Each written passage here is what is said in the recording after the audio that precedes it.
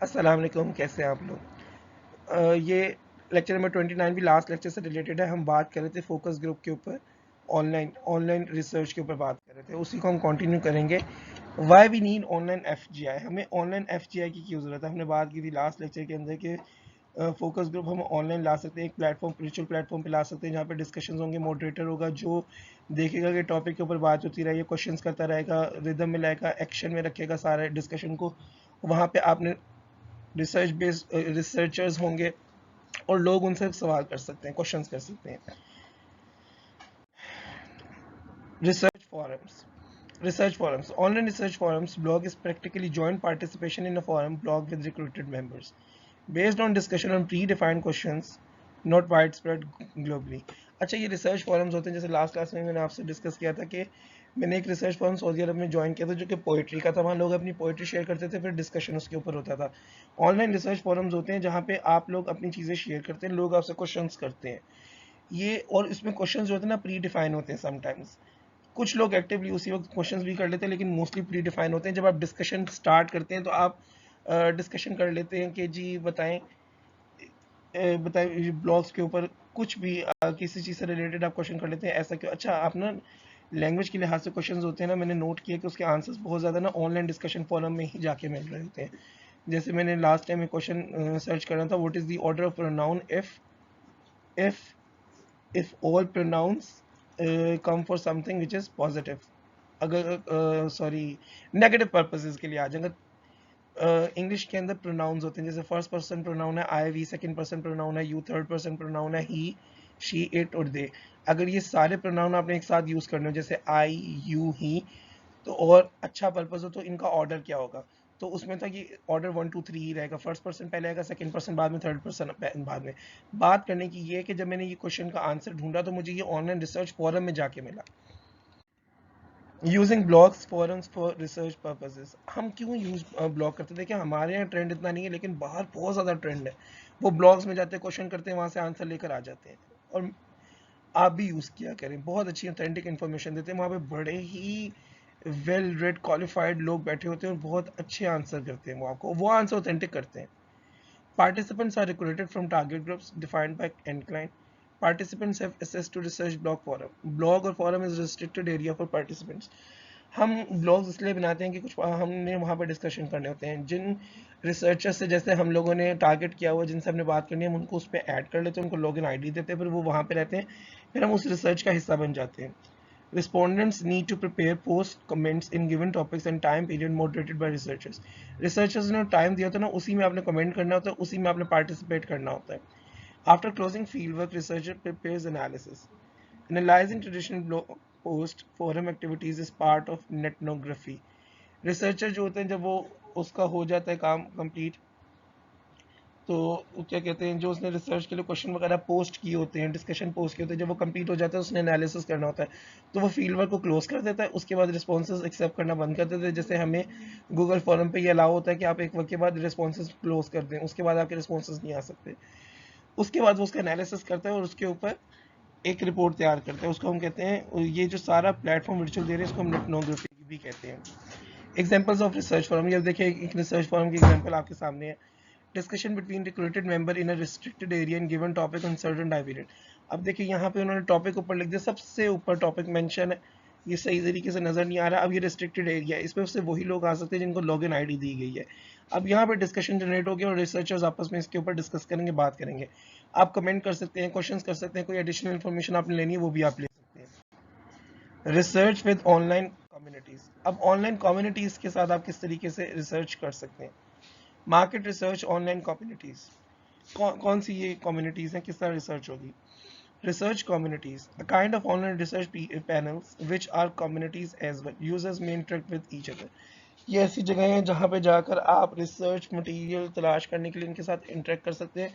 ये लोग ऑनलाइन बैठे होते हैं और आपको रिप्लाई करते हैं। अच्छा, जैसे किप्स वगैरह ने जब ऑनलाइन हुआ था तो इन्होंने, किप्स ने, पंजाब कॉलेज ने, एस्पायर ने और बहुत से स्टार्स वगैरह ने अपने ऑनलाइन पोर्टल बनाए थे जहाँ पे ये अलाउ था स्टूडेंट्स जाके अपने क्वेश्चंस करते थे। इन्होंने, क्योंकि मैं भी उस वक्त एक किप्स के साथ थोड़ा सा एसोसिएट रहा था, तब मुझे इसलिए अंदाज़ा है कि हाँ, तो इन्होंने ये बनाया हुआ था कि वहाँ पे टीचर्स बैठेंगे और रिस्पॉन्स करेंगे। इन्होंने ड्यूटीज टीचर्स की बाकायदा लगाई थी कि उन्होंने डिस्कशन पे जवाब देने हैं, बच्चे क्वेश्चन करेंगे, उन्होंने जवाब देना है। This is suitable for both online quantitative and qualitative research. ये ऑनलाइन आपने क्वांटिटेटिव या क्वालिटेटिव रिसर्च करने दोनों के लिए अच्छा है। शॉर्ट सर्वेज और votes with many participants, moderated conversations, other activities, posting pictures, videos, comments. देखिए क्वांटिटेटिव भी है, अगर आपने कोई स्टैटिस्टिकल डेटा लेना है तो भी कर सकते हो। क्वालिटेटिव अगर आपने किसी बिहेवियर का एनालिसिस करना है या स्टूडेंट्स की बिहेवियर का एनालिसिस करना है तो इस पर भी आपको रिसर्च मिल जाएगी। आप यहाँ पे डिस्कशन कर सकते हैं, रिसर्च कर सकते हैं, सर्वेज यूज कर लें। अब मॉडरेटेड कन्वर्सेशन, जो मॉडरेटर होगा वो आपको टॉपिक पे रखेगा, वो आपको टाइम बताएगा, डिस्कशन रखेगा, इरेलीवेंट चीज़ों पे बात नहीं करने देगा। फिर और एक्टिविटीज़, आप पिक्चर्स शेयर कर सकते हैं, वीडियो शेयर कर सकते हैं, कमेंट शेयर कर सकते हैं। वीडियोस इसलिए शेयर कर सकते हैं कि बात चीज़ें नहीं समझ आ रही होती तो वो वीडियो से समझ आती है। अब हमें एलएमएस जब चलाना सीखना था तो इन्होंने हमारे साथ वीडियोस बना के शेयर की थी अथॉरिटीज़ ने। तो उससे क्या हुआ था कि हमें पता चल गया, हमने वीडियो में देखा कि इस तरह करना है, उसी तरह हम साथ साथ परफॉर्म करते गए, हमें समझ आ गई। वीडियोस एक बहुत अच्छा वे है आपकी चीज़ों की अंडरस्टैंडिंग के लिए। Difference from online panels, different online panels के दरमियान क्या डिफरेंसेस हो सकते हैं। ये जो मार्केटिंग रिसर्च की हम बात कर रहे हैं ऑनलाइन कम्युनिटीज़ की, similar to online research access panels but there are important differences. अमूमन तो डिफरेंसेस इतने नहीं, ज़्यादातर ये ऑनलाइन रिसर्च पैनल्स के साथ सिमिलरिटीज़ होती हैं, लेकिन कुछ डिफरेंसेस हैं, जैसे special recruitment aspects, usually much smaller panel size, unique registration form. अच्छा, इनके डिफरेंसेस एक ये हैं कि ये खास मेंबर्स को रखते हैं, फिर इनका एक रजिस्ट्रेशन प्रोसेस है और इनका पैनल साइज छोटा होता है। जिन लोगों से आपने रिसर्चर से डिस्कशन करनी वो 3 या 5 होंगे। जैसे मैंने भी आपको किप्स की मिसाल दी, तो एक वक्त में 3 या 4 टीचर्स उनके ऑनलाइन होते थे हर सब्जेक्ट से रिलेटेड। जैसे इंग्लिश है तो इंग्लिश से 3 टीचर ऑनलाइन होंगे और वो जवाब देंगे, इसी तरीके से बाकी सब्जेक्ट्स का भी था। Not only questionnaire based research projects but moderated discussions as well. अब यहाँ पे जो क्वेश्चनर्स होते हैं सिर्फ ये नहीं होगा सवाल जवाब, बल्कि डिस्कशंस को भी इनकरेज करते हैं। कोई क्वेश्चन रख दिया और सिर्फ डिस्कशन कर दिया, डिस्कशन स्टार्ट कर दिया कि आप इस बात से इत्तेफाक करते हैं कि नहीं। फॉर इंस्टेंस आपके सामने रख दिया जाए कि आप पीटीआई की 3 साल की हुकूमत से इत्तेफाक करते हैं कि नहीं, कि वो कामयाब है कि नहीं। Community members may interact with each other. It demands high involvement from both researcher and client participants. Huge workload. देखिए आप आपस में भी, हम इस पर बात कर चुके हैं पहले भी, कि आप आपस में डिस्कशन कर सकते हैं, रिसर्चर से क्वेश्चन कर सकते हैं, आपस में भी कर सकते हैं। Can be used for getting know target group more deeply. Insight generation, testing company materials. आप ये डिफरेंट और चीज़ें उनके लिए भी यूज़ कर सकते हैं। ये मार्केटिंग रिलेटेड बात करें, हम रिसर्च की बात करें। जब आपने अपने टॉपिक के ऊपर रिसर्च करनी है, जब आपने रिसर्च करनी है अपने एरिया ऑफ इंटरेस्ट को समझने के लिए, या आप किसी जगह पर आके फंस गए, आपके कुछ क्वेश्चंस नहीं बन पा रहे हैं, आपके क्वेश्चंस नहीं बन पा रहे हैं, तो आप अपने क्वेश्चंस बनाने के लिए डिस्कशन करना चाहते हैं, तो आप इन एरियाज में जाएं, इन प्लेटफॉर्म वर्चुअल प्लेटफॉर्म्स पर जाएं और वहाँ पे डिस्कशन जनरेट करें। How does an M ROC platform look like. इस तरह होता है एक M ROC platform. An example for an M ROC MROC platform in action. अब इसकी समरी ये है, MROC are good choice for ongoing research activities, suitable for both online qualitative and quantitative. It can be both active and passive, synchronous and synchronous, asynchronous. MROC is a real mix of all online research methods. It means usually a huge workload. ये एक बहुत अच्छा platform है, अगर आप इसको use करें तो आप ऑनलाइन डिस्कशंस कर सकते हैं, इन्फॉर्मेशन ले सकते हैं, चीज़ों के बारे में रिसर्च कर सकते हैं, अपने टॉपिक के बारे में जो आपके प्रॉब्लम्स हैं उनको क्लियर कर सकते हैं। अजान।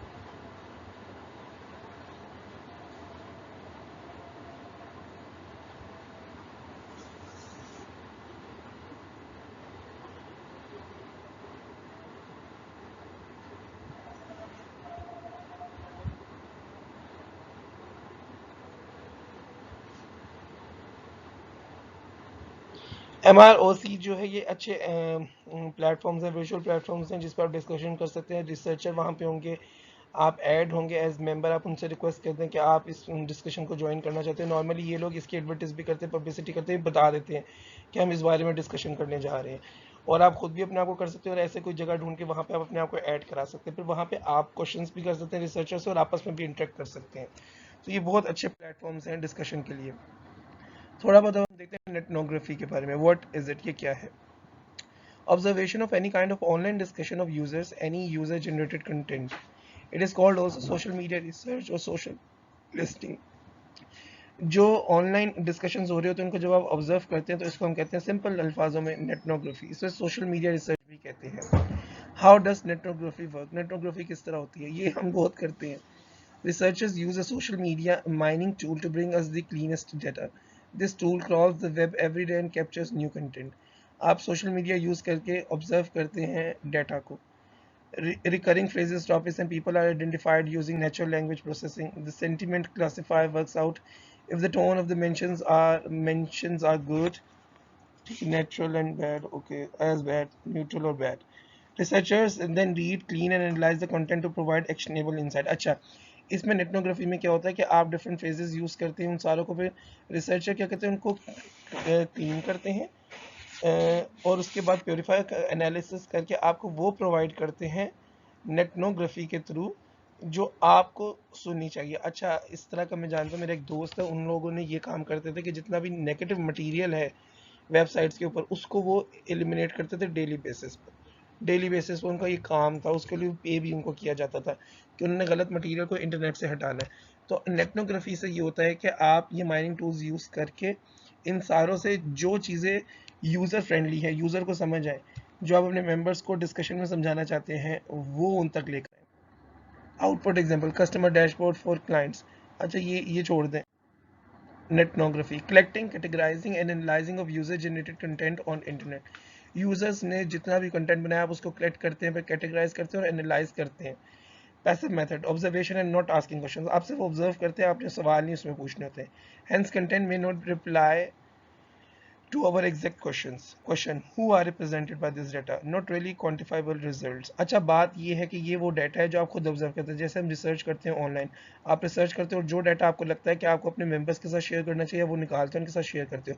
अब इसमें आपको कोई सवाल नहीं कर सकता, ठीक है, और ये क्वान्टिफाई नहीं होता, अमूमन ये क्वालिफाई क्या कहते हैं, क्वालिटेटिव डाटा होता है। क्वान्टिफाई आप स्टैटिस्टिकल डाटा उठा सकते हैं, वो आपका क्वांटिटेटिव डाटा हो जाएगा।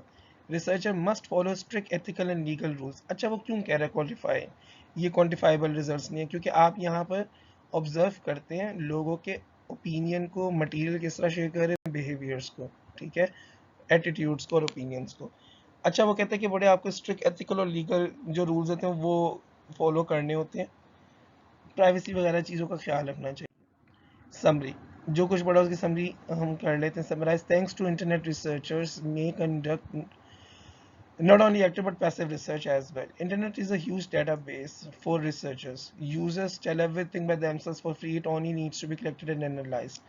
But it has its limitations: representativity, quantifiability, not replying to questions, limited coverage, strict rules. अच्छा, ये देख लें, एक तो बहुत बड़ा प्लेटफॉर्म है, आप ऑनलाइन रिसर्च करके आप देखें पूरी दुनिया से कनेक्ट हो सकते हैं। जो रिसर्चर्स पाकिस्तान में अवेलेबल नहीं, आप आउट ऑफ द कंट्री आप रिसर्चर से कनेक्ट करके वो रिसर्चर्स भी लेकर आ सकते हैं। ये एक्टिव भी होती है, पैसिव भी होती है रिसर्च। ह्यूज डेटाबेस आपको मिल जाता है, इसकी कुछ लिमिटेशंस भी हैं, सबको रिप्रेजेंट नहीं करती समटाइम्स, ये आपके ऊपर डिपेंड करता है। देखिए ना, अगर आपने रिसर्चर्स का ओपिनियन लेना, आप 3 से 5 रिसर्चर्स ले आएंगे, पूरी दुनिया के रिसर्चर्स तो नहीं ला रहे, वो सबको तो रिप्रेजेंट नहीं करेंगे। फिर बहुत से क्वेश्चन हैं जिनका आप रिप्लाई नहीं कर सकते और रूल्स हैं वो आपको फॉलो करना बहुत ज़रूरी है, बहुत ज़रूरी है। देखिए, मैं एक एग्जांपल शमीन चने उबैद की देता हूँ। शमीन चने उबैद ने ऑस्कर हासिल कर लिया सेविंग फेसेस वो डॉक्यूमेंट्री बना के।